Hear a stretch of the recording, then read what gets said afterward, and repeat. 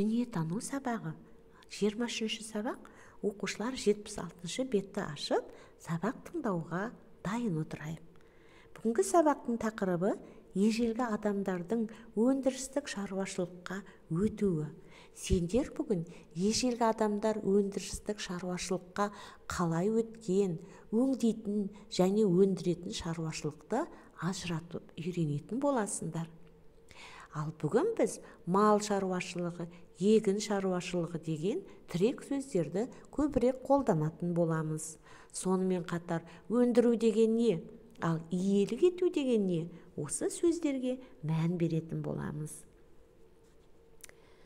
Ежелгі адамдар өмір сүру үшін алғашқында дайын табиғаттағы дүниелерді пайдаланғанын білесіңдер. Бұған дейін оқып үйрендіңдер. Мысалы, әйел адамдар, олар күні бойы өсімдіктердің ішінде жейтін өсімдіктерді теріп өздеріне қорек жасаған. Жеуге жарамды өсімдіктер кез келген жерде өсе бермеген. Сондықтан да әйелдерге де ондай жұмыс ауыр болған. Сөйтіп жүріп әйелдер жерге түскен дәннің қайтадан өсіп өнетінін байқаған. Осы әйелдер терімшілікпен айналыса жүріп, қопсытқан топыраққа осы дәндерді егу керек екенін түсінген. Күтіп баптаса, мол өнім алуға болатынын аңғарған. Міне балалар, осылайша егін шаруашылығы пайда болған. Ал ер адамдар болса, оларға да аңшылықпен айналысқан. Үнемі олар аңды алып келіп, олжалау, ол қиын болған. Әсіресе үлкен аңдарды ұстау өте қауіпті болған.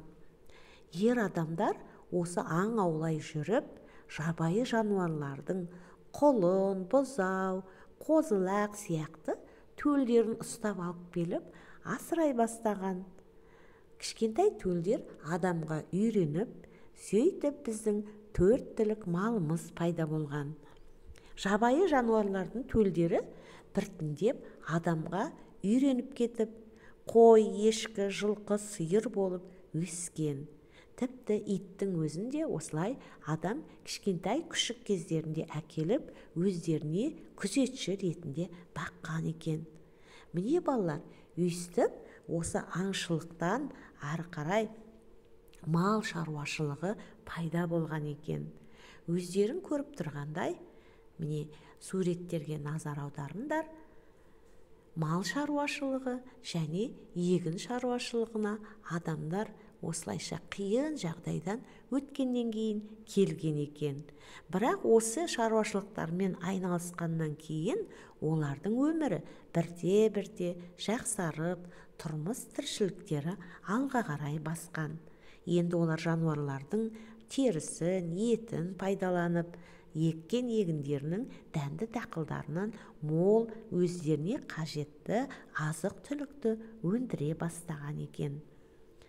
Міне мынау суретті қарап отырсаңдар балалар, адамдар сол бірте-бірте өздеріне керекті заттарды ойлап шығара бастаған екен.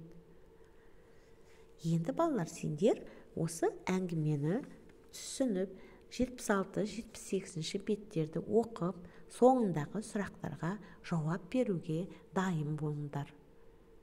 Және мазмұнын маған кері байланыс ретінде айтып жіберіңдер. Оқу сабақтарыңа сәттілік.